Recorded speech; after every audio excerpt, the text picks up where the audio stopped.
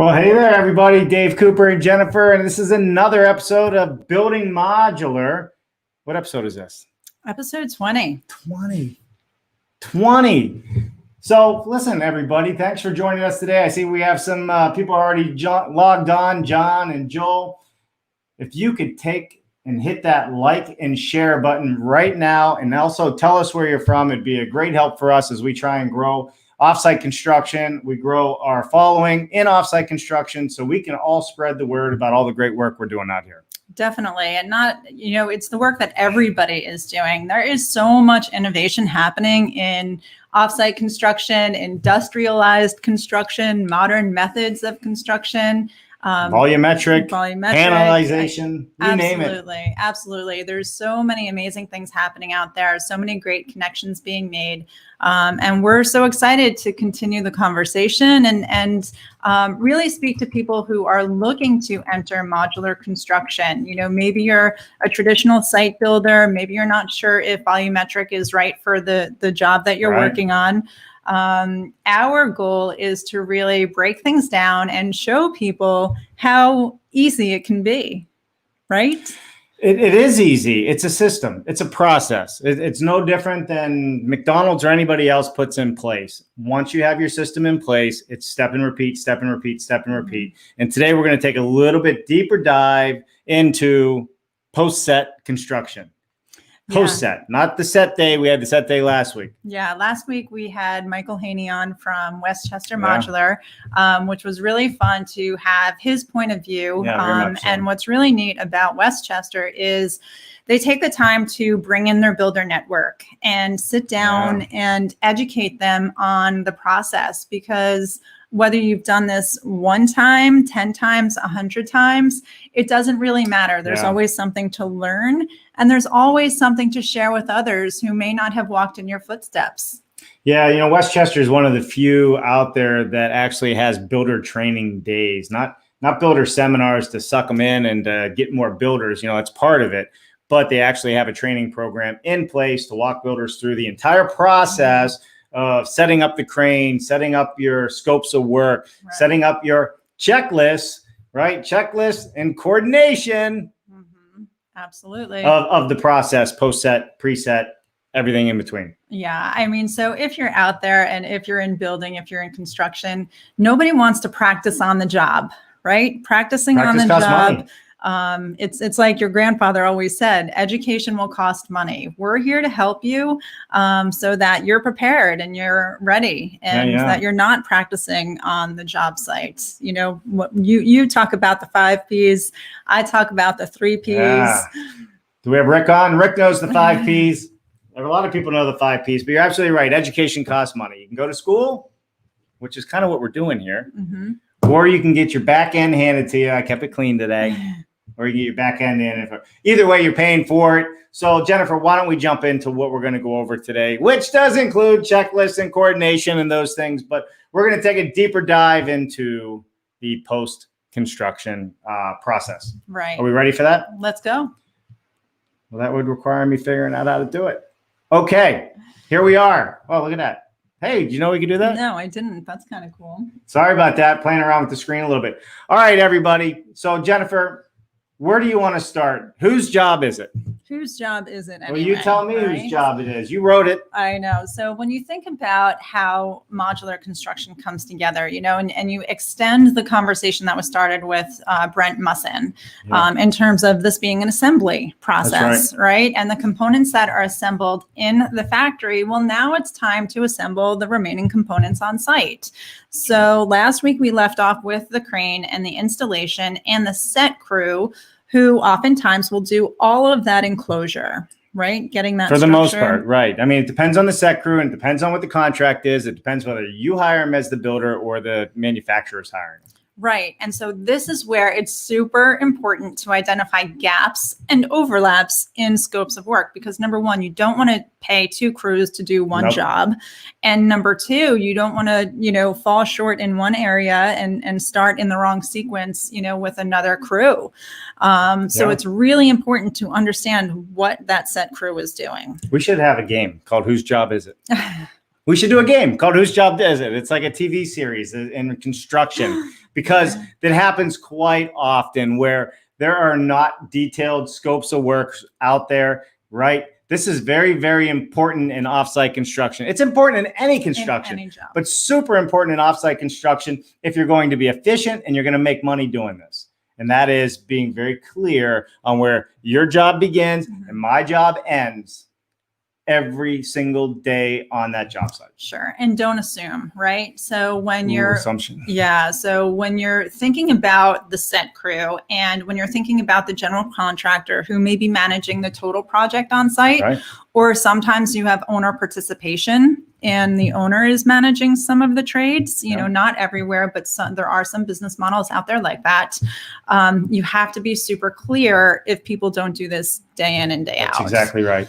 And so even if you have your own GC, like even if you are a full turnkey builder, there is a hierarchy underneath of carpenters and trade, you know, laborers and all different folks who have different roles and responsibilities. So, you know, one thing we talk about out of industry best practices is KRAs. Key responsibilities that each job is supposed to perform. It's no different in the construction industry. It's taking the KRAs and applying them in our world. KRAs. What does that stand for, Jennifer? Key results areas. Key results areas. There you go. KRA. It's a job description term that we use around here, but KRAs are super, super important. It tells people how they can be successful for you.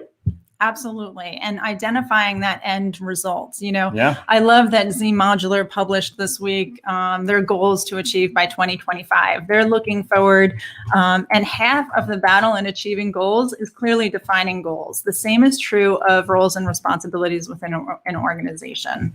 So no time like the present to, you know, institute job responsibilities. Yeah, job responsibilities. I mean, we use KRAs just because it's just something that we were taught and we did some of our management stuff. But you can use any term that you want. Job description, basically, it's the same thing. We look at it a little bit differently. When we work with trades, we work with partners, whether they're builders or whomever, and we're coaching. It's all about how do you become successful on our job, right? How are you successful doing what we need to do? And how do we work together to make sure that we know where your job begins and ends and our job begins and ends? Because that's what happens. You end up with happy trades, you end up happy clients when everybody knows their scope of work. So I love that you included that. When you think about the client experience in new home construction, commercial construction, whatever it might be, this is, again, something out of industry that we can adopt here. It's all about that client. You know, Dave is going to get on his soapbox in a minute and talk about it's getting bigger. You know, return business, right? Yeah. Oh, well, you listen. You are a startup business every day unless you have repeat business. I don't care who you are. You're always starting from scratch unless people are out there referring you and saying, hey, these people are the best that they can be. You need to hire them. So, yes. Right. Kept it short. Yep. And so who is your number one trade partner in this process when you think about the assembly process? Who do you need to consider? Ooh, the number one? Well, who's providing, I don't know, 60 to 90% of a project complete? Oh, yes. So we talk about this all the time. The manufacturer is your partner. They are not your supplier. They are your supplier, but they're your partner. Mm-hmm. And you need to work with your manufacturers as such. You need to understand their scopes of work, and they're all different. So run around, shop as you may, manufacturers. They all are different. Their language is different. Everything's different. We haven't found one the same yet. Now, with that said, let me get this KRA off here. With that said, when you sit down with your manufacturers, they are going to give you a scope of work. Well, guess what? You should also have your own scope of work and understand where that begins and ends. So when you do sit down and you work out your contract agreement, because I know manufacturers will hate me for saying this, just like banks, you can negotiate who's doing what if there's things you'd want them to have in their scope. And they're willing to do these things. You just have to really understand what works for them and what works for you. And everybody looks at it from their liability standpoint and, you know, their production standpoint. So with that said, yes, Jennifer, your biggest trade or your biggest partner is going to be the manufacturer in this instance. Right. And if you expect them to clearly define their role and their scope of work, Dave is exactly right. You need to define yours and clearly articulate where you're starting and where you're finishing. And so, we talked about this with Dominic Ruffran the other day on increasing influence. And what he was talking about is fill your cup before you can pour it into others. And essentially lead by example, right? Get your own scope of work, get your own team organized, and then lead by example. And that will show that you care. That will 100%. Show respect for everybody on the team. Yeah, everybody wants to know the direction we're heading, which way we all pull, what comes first, chicken or the egg. We're going to jump into some of this. So why don't we hop into some of this? What do you think? Yeah. All right. So we've talked about the set crew. Let me put this back up here. I'm always remiss in doing that. All right. Let me get that off there. All right. So we talk about, whose job is it? You got your, identify the gaps and the overlaps in the job, where things begin and end. We got the set crew. What are they doing? How far are they taking it? We have on-site GC, whether that's the builder or you're outsourcing that. All of these things are all about where they begin and end all the way through MEP. So let's move to the next slide. Yeah. So here are some examples. And, this is a little small and maybe hard to read, but essentially it's about the sequence of events and the efficient coordination of trades on site. So it's number one, important to define everybody's roles. And then number two, you have to define how they weave within each other. They're not all linear paths. Some trades have to work together in order to achieve the total job. Well, they do. I mean, listen, the whole thing's a coordination, right? And we talk about this all the time, whether it's the actual connections of the modules or it's your plumber, electrician, and your mechanical contractor. Nobody wants to show up and see their stuff cut because it was in the way of the other trade and they had no other way to go, such as a plumber or such as a mechanical contractor. So right. And another example is in terms of sequencing, don't get your exterior cladding crew there before, the mate lines are house wraps, or whatever membrane you might be using. It's just really important that you have things in the right order of events. Yeah. So let's go through our list here that we have, Jen. So all connections between modules are secure, right? Your HU clips, right? How are you securing the units to the foundation? What do the plans call for? What is it that the building inspector is going to look at? Are you using strapping? Do you need strapping? Are you in a high wind zone? Not in a high wind zone? All of these things need to be checked. Now, the question is, who's doing the connection? Exactly. So the modular manufacturer or the set crew may set those units on the foundation.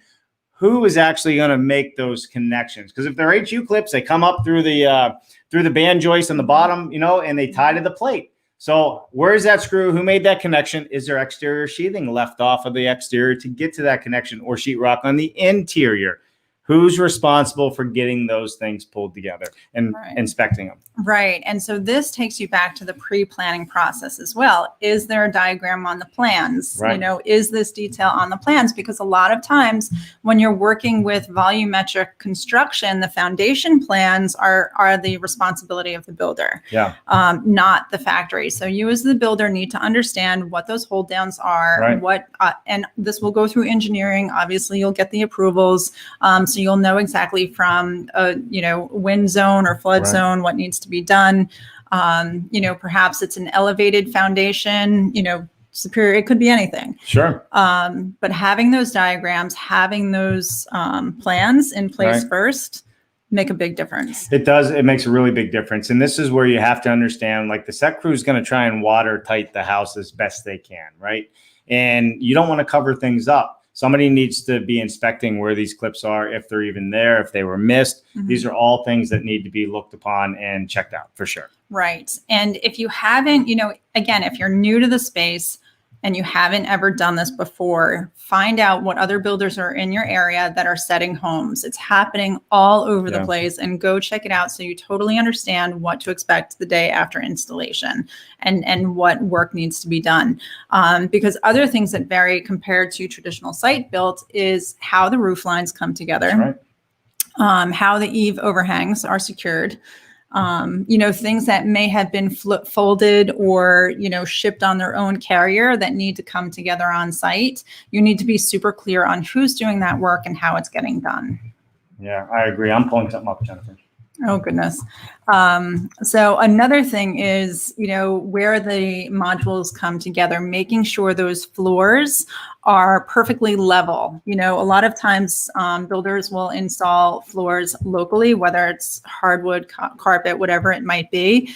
You need to make sure that where those mate lines come together, that subfloor is installed correctly and it's level, joining the two modules. Yeah, 100%, 100%. So I figured I'm just going to pull this up and share this screen, Jen, because I think it'll be easier to show some of these things if we just try that. Oh, I can't see. All right. So everybody can see. This is a modular home set. This is Gary from the Modular Home Store. I just pulled it up online real quick instead of fishing through all my photos and what have you. But what you can see here, these are the lines we're talking about. There's a couple things that's really important on this photo, right? Cross the center, it's like a cross, right? These are the mate lines. These are where the units are coming together. What are the connection points, depending on the zone that you live in, to make this secure on those, right? The other thing is the foundation down here. How does this tie in? Are they just toenailing this into the foundation with their gun? Tick, tick, tick, tick, tick, like a machine gun going across there? No, hopefully not. But what are the strapping? Is there strapping detail? Was there anchor bolts poured into that concrete already to accept the clips that are going to help secure this to the foundation? So, I mean, I think a picture says a thousand words in this example. So when we get into showing our other slide here, which is, let me add this one back to the stream, right? We're talking about where are the plywood strips installed? Where are these things actually going to take place on the home? Right. So if we go back to this, where these lines are, most modular manufacturers are shipping basically 1 foot pieces, maybe 2 foot pieces, a sheathing, because there is no sheathing right here. You can see the framing. Exactly. And we need to pull that sheathing together. Right. And so this is where we're talking when we get into our list. So everybody understands that plywood strip's installed before the house wrap and the house barrier. Somebody needs to make sure that's happening. Is it you, Jennifer, or is it the set crew? That's exactly right. And it could vary depending on who you're working with. Another reason why this photo is so great, you can see some of the exterior cladding is already installed on the house. Right. You need to make sure when that house arrived that the balance of that material is there and ready. But like Dave's saying, all of this other work needs to be completed before that goes up. Yeah, 100%, 100%. So, all right, moving on, Jennifer. With that said, the eaves, the overhangs, all of those things on the roof, if you're in the industry, you understand what that is. Are they flipped over? In other words, are they hinged, or do they need to be hung by the set crew? And then who's also finishing up the shingling, the waterproofing? And is that Tyvek installed properly, or house wrap, or membrane, or Siga, whatever the case or whatever you use, is it installed properly? Is it ripped? Who's checking all this? And not only that, and again, this isn't intended to scare anybody or say, oh my gosh, this is so overwhelming. It's just the sequence of things. It's no different than anything that has to be done on site. It's just that you have to think about it when you're coordinating these crews, as their scopes might be a little different. So yeah, and it's not overwhelming. It's no more overwhelming than a traditional job. Overwhelming to me is, all right, well, the foundation's in. Now I got to place 1,000 orders with 1,000 different vendors, right? Or the same supplier. Oh, I forgot a box of nails, or I'm short. Like, you don't have those issues if you do our process properly. So this is so not extensive like that, for sure. It definitely enables you to be more efficient on the job site, for sure. Especially now that we're in a moment where supplies might be hard to find, right? Or on long lead times or back order. The factory de-risks this for you. Before that product leaves the factory line, what's happening, what's coming. Yeah, absolutely. If all your ducks in a row and you do your checklist and you have everything pulled together, 100%. So I'm not ignoring everybody. I was just looking for something here. I'm getting carried away. I'll pay attention. I'll pay attention. I promise you. All right. So here we are, Jen. So we have the plywood craze, across the mate lines. That was in that cross that I was showing you on that last photo. And then the other big thing where a lot of modular people don't utilize the factories the best that they can sometimes, right? Interior stairs. Oh, is this a pro tip coming? This is a pro tip coming. Pro tip. If you are going to build offsite construction, have your interior stairs to the basement, to the first floor, second floor, whatever the case is, ready to go. And guess what? you can have your manufacturer just put in some temporary stairs. So as soon as that house is set, guess who can come in right away? The trades. The trades. You're not losing a week waiting to order stairs, and for the stair guy to come out and measure, you can do some things that you don't otherwise have to do. Now, if you're just doing regular boxed carpeted stairs, they're going to be there anyhow, all day long, already in place. The set crew will finish off that top tread typically, or they may have you do it, but there'll be stairs. But if you're in an area that's doing a lot of hardwood floors and so forth, not at all. You got to order some temporary stairs, have them in the house already, and then reuse the material. Yeah, absolutely. We reuse that lumber all the time. Don't throw that in the dumpster. It's awesome for other projects. So as we're going through, another pro tip is something to be on the lookout for is where the vents cross mate lines or, need to be vented to the outside. Who is doing that work? Who's looking for it? Who's making sure it's done? Well, that's exactly it, right? So remember, we're coming in sections. So everything still needs to be vented through the roof. Does your plumber get on the roof? A lot of plumbers don't want to get on the roof. Exactly. They say, you have the roofer put in the boots. Well, guess what? If the set crew doesn't know they're putting in the boot in the location it needs to be, well, then who is doing it? This is the detail you need to get into for this. Right. And it's not more work that needs to be done. It's just deciding who is going to do it. That's correct. So again, going back to the planning process and looking at your plans, making sure that all of those vent stacks line up where they're crossing mate lines, right? And also your chases. A lot of times we'll leave the chases open.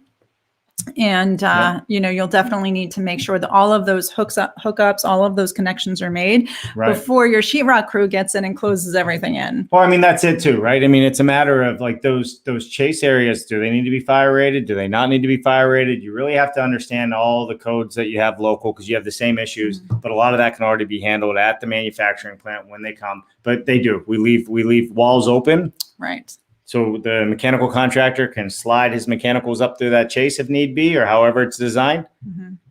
But who's closing up that wall? Exactly. Who's putting the trim on? Good question.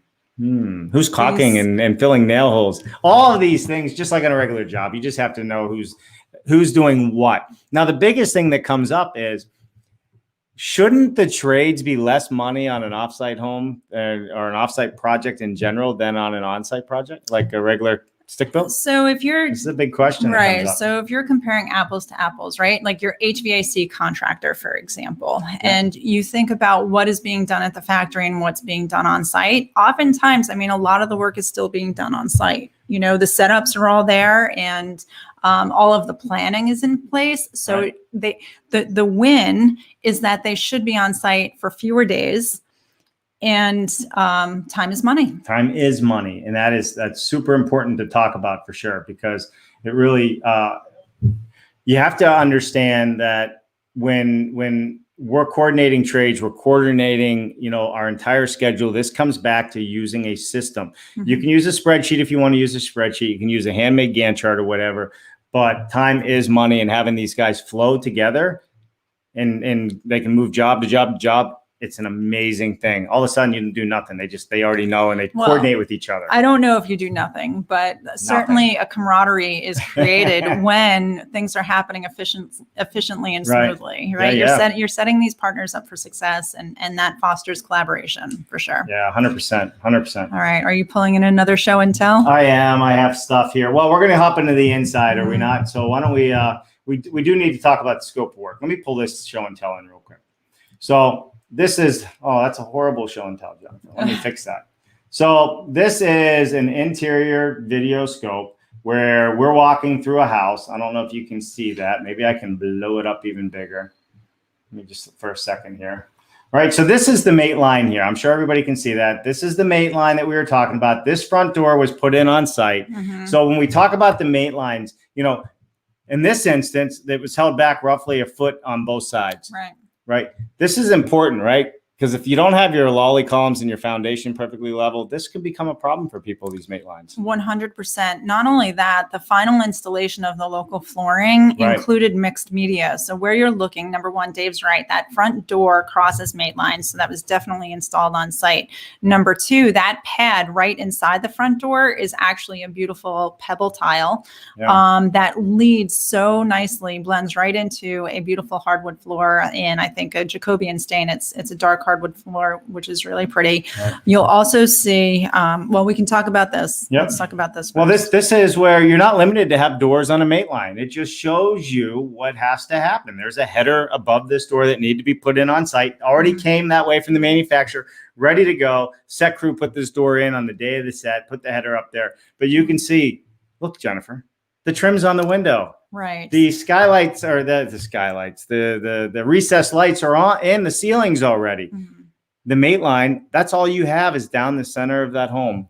Right. In this instance, to have to do work on. Yeah, and pictures are worth 1,000 words. If you are working with an on-site finish crew that, again, is new to modular construction, volumetric construction, understanding how these modules come together, when you show them this photo, it is so much more clear in terms of the scope of work that needs to be done and completed. Right. It's not a sheetrocking crew having to come in there and bust this whole thing out in a matter of seconds. Absolutely. Right. Right. And if you noticed on those photos, the fireplace surround was also shipped.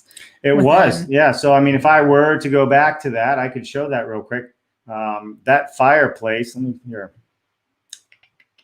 Right.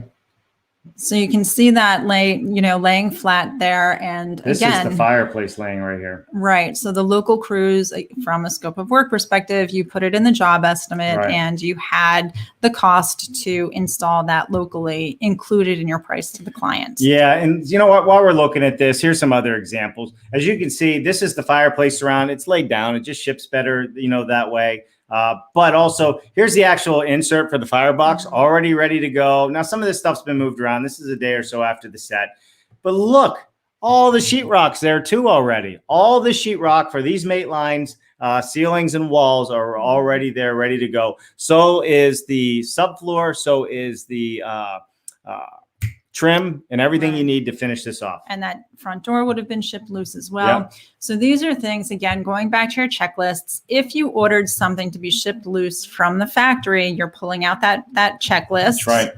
And number one, you're checking the invoice from the factory to make sure you actually paid for it. And number two, you're checking to make sure that it arrived on site in good condition. Who's checking that? Well, your builder. Yeah. The people, whoever is responsible for finishing that house, right? I mean, that is, it gets to a game of he said, she said in the end. If you check all of this within hours of everything being delivered, it's very hard to point fingers or, understand what may have happened because things do get moved around during transportation and then before the modules are lifted and set into place. Yeah, very much so. Things do shift around. Things get moved and they do come down roads. They do pass trees. So it is really up to you as the builder or the general contractor, whoever's running your job, to inspect all of these modules when they get there. So that takes us actually to our next slide. And this is something we strongly recommend is included in everybody's scope of work, regardless. Lean? 6S, lean workplace? Right. Walk us through, Jennifer. Some folks talk 5S, some folks talk 6S, but essentially it's all about the safety and organization on the job site. So strongly recommend including this diagram, even posted in a very visible location on site, but reminding all of your trades that this is a best practice that you adhere to. And again, lead by example. If your payroll folks, like if the guys on or the girls on your payroll are not following this, you cannot expect your trade partners to be. Lead by example. And Jennifer's absolutely right. This is something you can take for yourself, make your own copy of this, print it out, put it in every entry and exit and by where all the tools are. So, and make it big. This is an amazing thing. Module had something similar to this in Pittsburgh when we were at their thing. They did. It makes a whole ton load of sense, right? Yeah. Sort, set in order, shine, standardize, sustain, safety, right? It's a reminder to be safe. It's a reminder to be organized, and it's a reminder to stay clean. Because when you have a clean work environment, you have a safer work environment. Absolutely. And this can become the backbone of your job descriptions as well. Yeah. These could be the headlines for each point in a job description. So, most of you are doing this. We don't need to preach this, but please, just a reminder to include this in your scopes. Yeah, 100%. Super important, and it's going to help you be more profitable because you'll know where everything is and you'll feel much safer on your job site. So, all right, Jennifer, are we moving on to the next slide? Where are we? We'll start with your own scope of work. Here we go. Yeah. So, I mean, this is a big thing. Identifying construction specifications that may be different than factory standard items that can be omitted. Again, this goes back to whose job is it anyways, right? That's the name of the new show. Whose job is it anyway? Right. And if you're in the business of building custom one-off homes, or have made modifications to an existing floor plan or something that the factory offers off of their line, just be super clear with what is different from your number one trade partner, the factory. Be clear in your mind, be clear in your paperwork, where you want them to deviate from their specifications and their scopes. Otherwise, you'll get what they offer. Yeah, 100%. So, I mean, Jennifer, as we keep going through these, we're going to go into deeper and deeper. The next round of this is going to be on location, walking people through visually, right? So the first couple episodes of this, we're on a second round, and we're just trying to dig deeper. If you haven't realized yet, the key to offsite and modular construction and any construction to stay successful is what? You know what? This is checklist probably and organization. Yeah. I'm not setting you up. I'm stuttering here because it's not just about construction. This is any industry. This is what you give your everything from, top culinary artists in the finest Michelin star restaurants to your babysitter. Right? Yeah. You give these checklists. 100%. Your Michelin chefs, they have a grocery list. Your babysitter has a in case of emergency list. Checklist. This isn't something new. Right. Absolutely. So Jerry McCullough said, "Hey, we lost video. Let us know if you guys can still see and hear us out here. We should have video. It looks like we have it on our end, but maybe depending on where you are tuning in from, we've lost you today. So, all right, everybody." Listen, let's keep rocking and rolling, Jennifer. We're already into this for 35 minutes, but we like to listen to ourselves talk. I know. Let's keep going. So again, areas that you may be different from what the factory normally includes, just specifically call that out on the plans. Ideally, right? Because that's what they're following on the shop floor, and hopefully they're following them on screen. It's not a paper printout. But again, if there's something unique or unusual, show a diagram, show a detail, include that in your set of plans. It just really makes everything easier when you do that. 100%. And listen, if there's things out there that you would like us to talk about in detail so you understand how this works, please let us know in the comments, or send us a message, because we can get into a lot deeper detail on this stuff.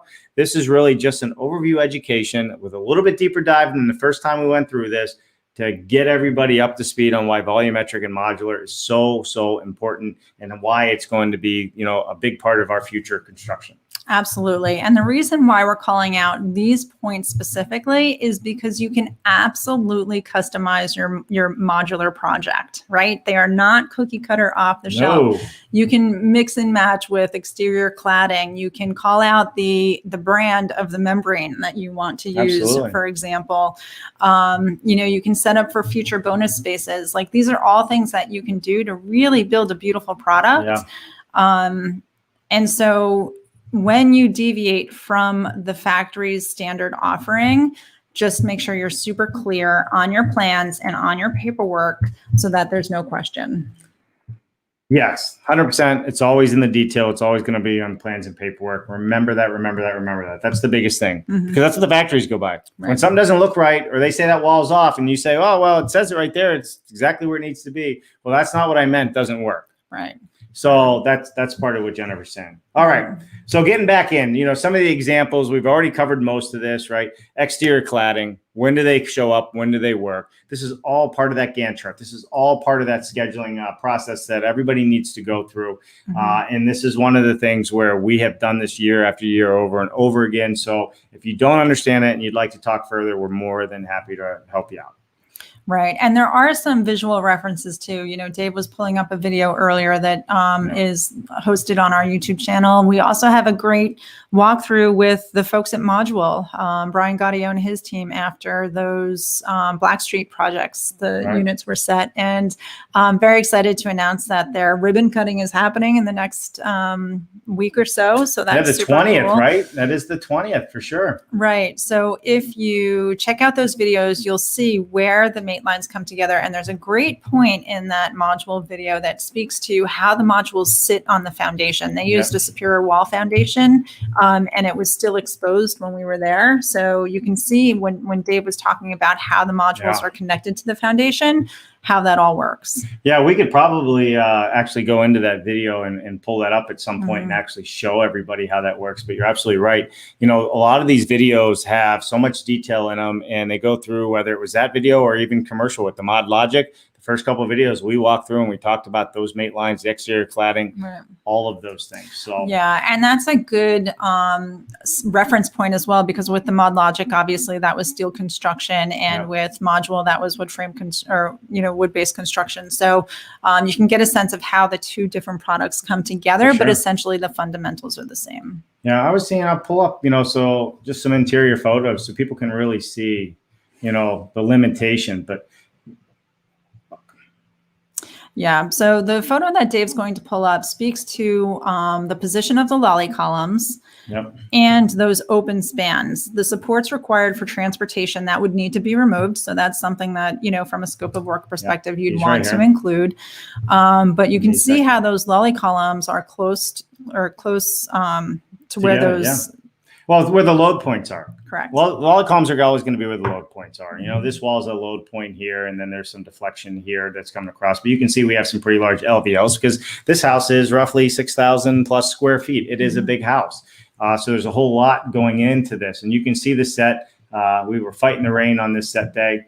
But, with all of this, this is, here you go. There's an example of having temporary stairs put in. So as soon as that house is set, guess what? Everybody can get to work and get to work safely because those are just temporary stairs. So stay on this photo again, because another example of interior work is how that cased opening will be finished, that arch, leading from one module into the next. So when you're thinking about the interior finish crew and the work that needs to be done, these are specific details that need to be called out. Yeah, 100%. Who's doing what when the house is, all put together. So this will give you a good idea of how much of this was already there when this house, arrived. Oh, so that's a little video that I have. All right. So, but this is kind of the walkthrough. As you can see, if I stop here, that's the mate line there. You can see this is the kitchen. All these studs right here and right here, they're just temporary 2x4s. They're just for shipping purposes.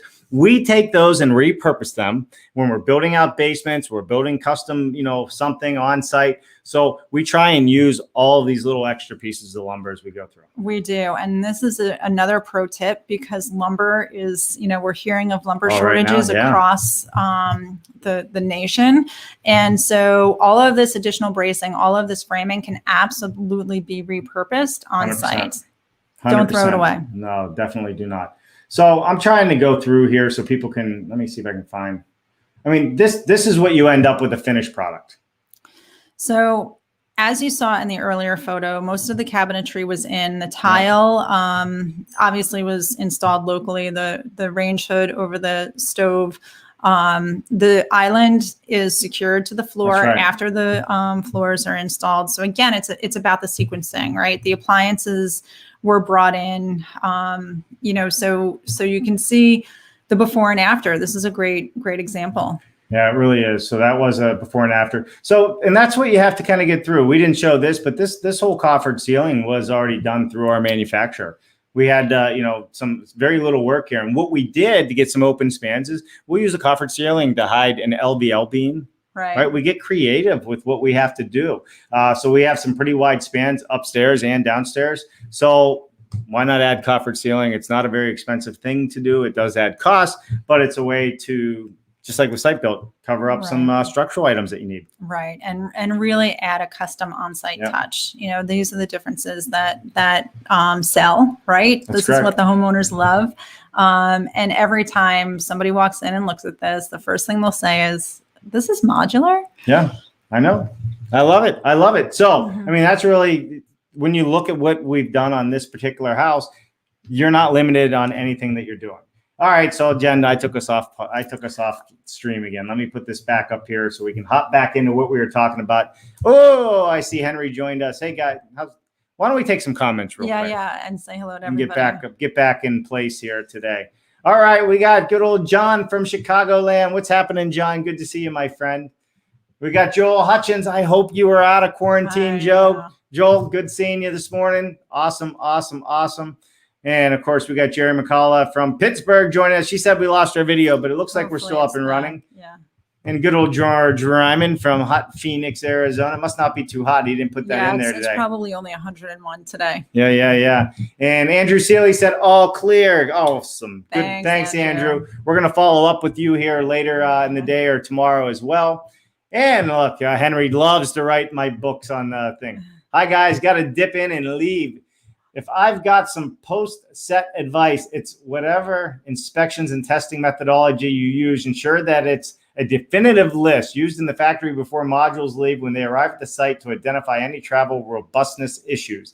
Then again, after they're set, this way you can identify exactly what issues are occurring, and easily as important, when they're happening. Consistency of inspection methodology is the crux to it. Some modules don't travel. I'm sure there's more. Oh, there's another one. Also, dry run to the factory site with a prototype preempt potential issues when accommodate the production models. You know what, Jen? This is exactly what he's saying. Yeah.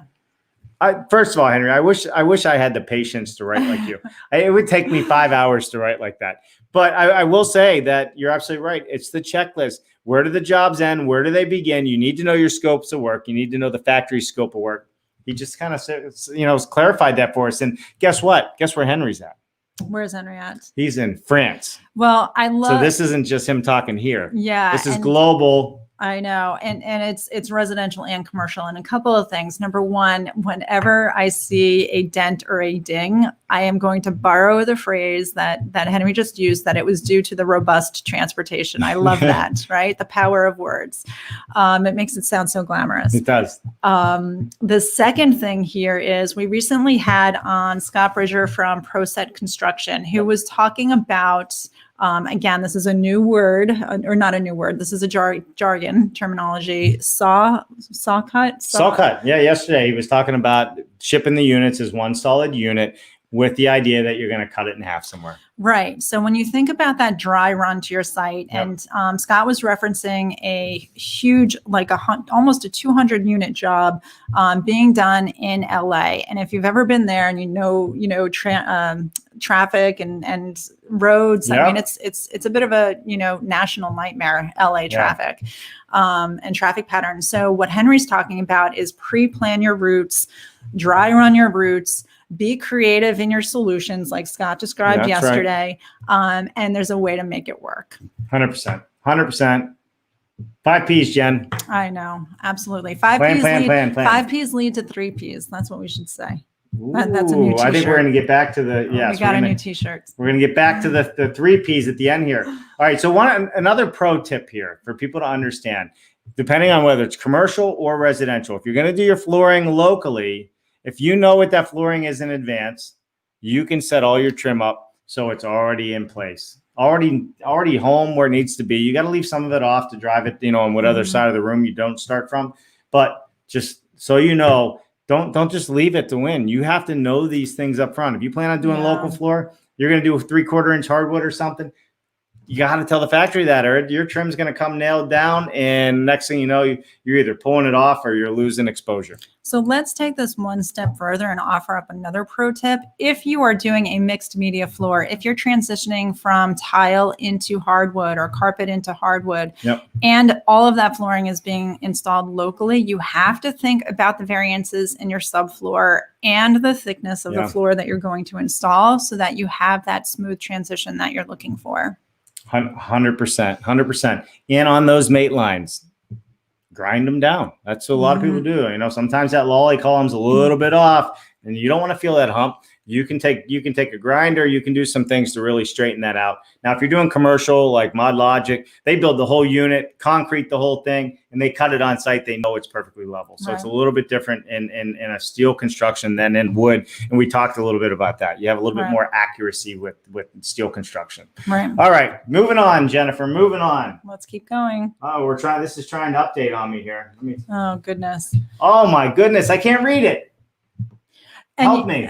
You know what? Again, this really is a behind the scenes kind of glimpse. And this is a composition of things that we've learned from other builders in the area and across the nation in terms of scopes of work. These are just examples of how each one is clearly defined. And again, they're going to be different based on the product that you're building and what the factory is doing.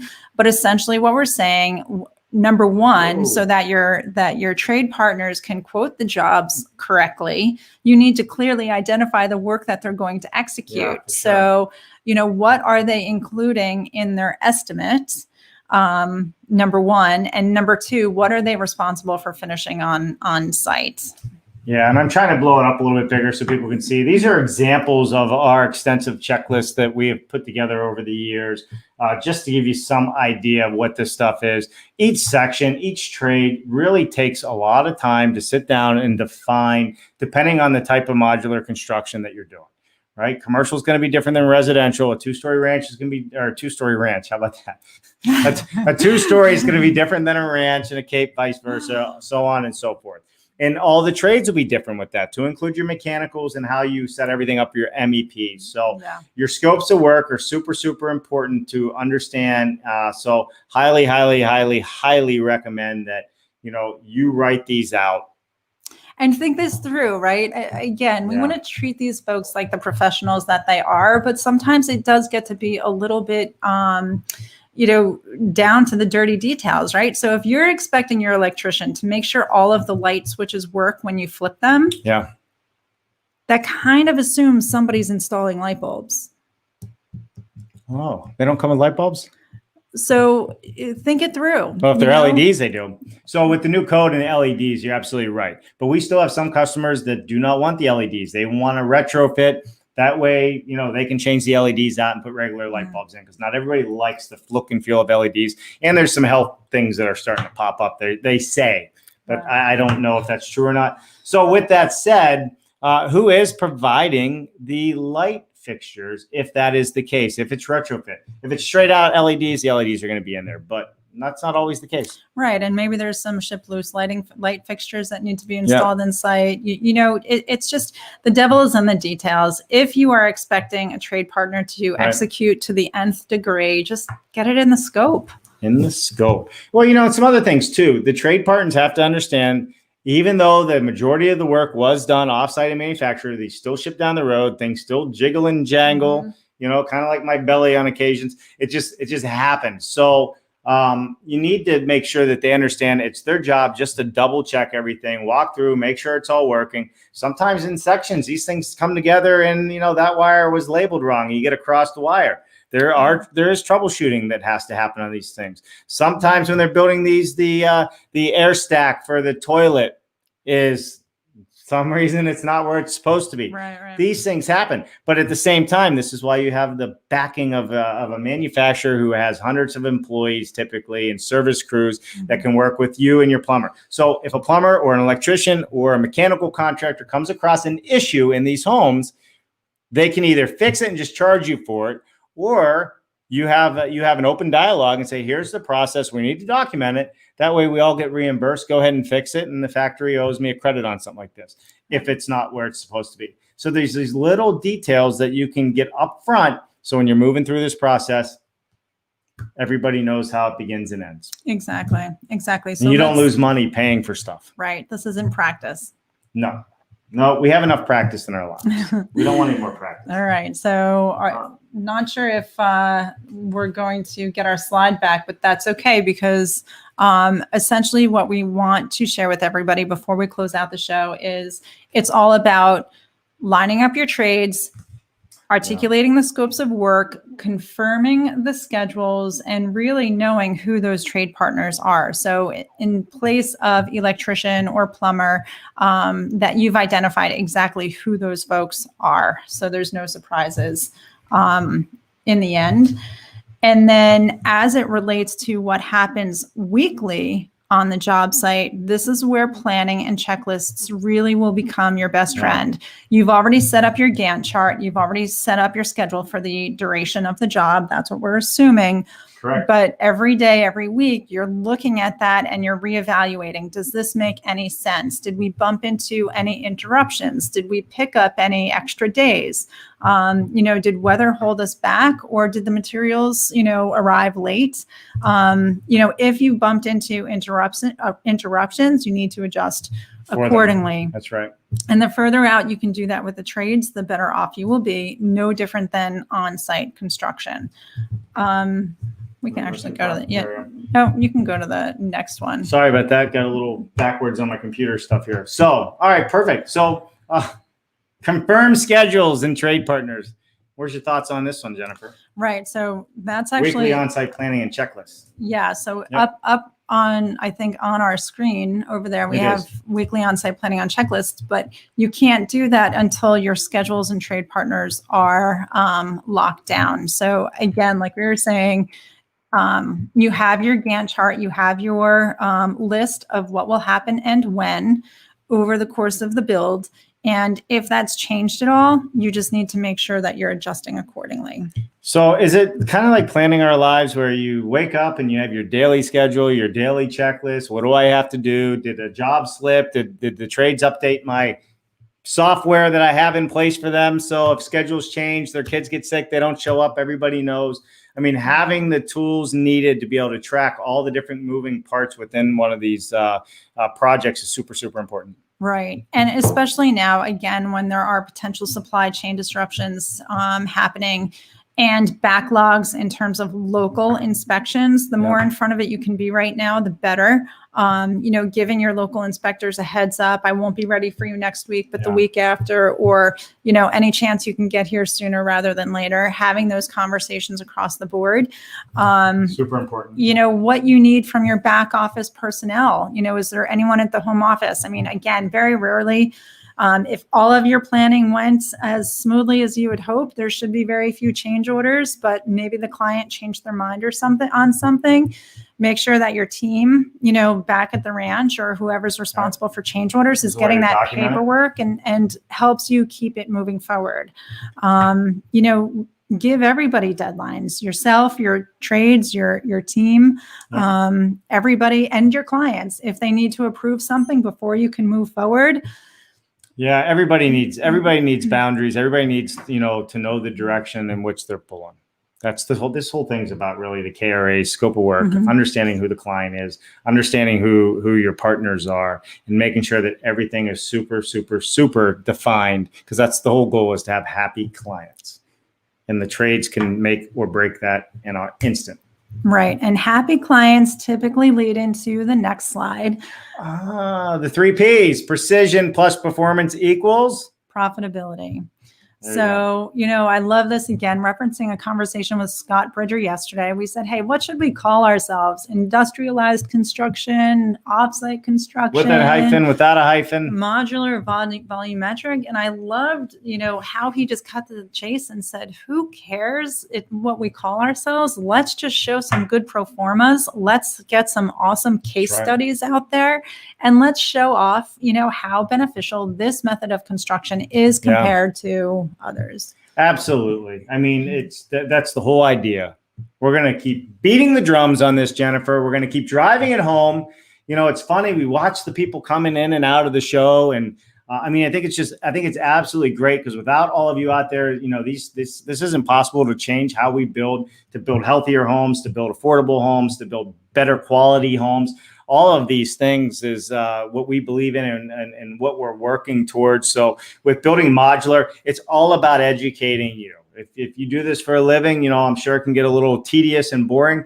But if you're liking and sharing this and new people are joining us, this is a whole wealth of information. a ton of information, and it can feel overwhelming at first, but that's our goal, is to not make, that's not our goal, but that's our role, is to break it down so it's not overwhelming and not feeling like, oh my God, I got to do all this up front, when you're so used to working out of the back, bridges of your pants every second of the day.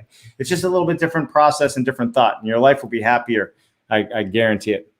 Yeah. So thank you, everybody. I think that's all we have, unless there's any more comments. Well, we have our we have building system. We have Wednesday. We have Sam Rubin coming up tomorrow. 3D printing. How cool is this? This is so cool. So not only is it 3D printing and this whole new breed of offsite construction, they're servicing the California market and hoping to achieve net zero homes via 3D printers. I mean, honestly, like, this is such cool innovation that's happening. Yeah.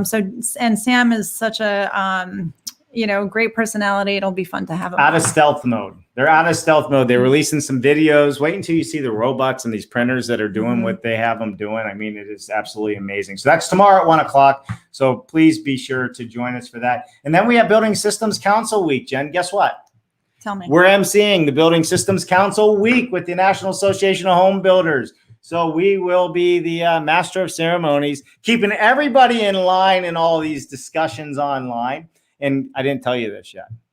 We're going to bring you some live feeds in between this with guests talking about how great the Building Systems Council Week is going to be, because it really is going to be a great program. And that's coming up.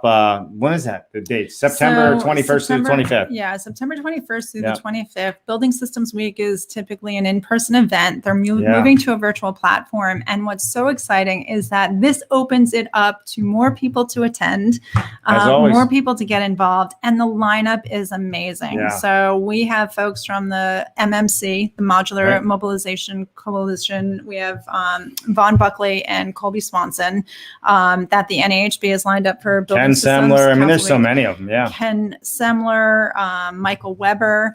All of them. Yeah. Sorry, I didn't mean to hit you. So it's a great lineup, and super excited to see what's coming. Absolutely, everyone. So listen, we appreciate all your support. You got anything else? That's it. So, all right, everybody. So join us again tomorrow with Sam Rubin. 1 p.m. Eastern time. I'm Dave Cooper. I'm Jennifer Cooper. We'll see you next time. Yeah, and we'll see you next Tuesday. Bye, everyone. Bye.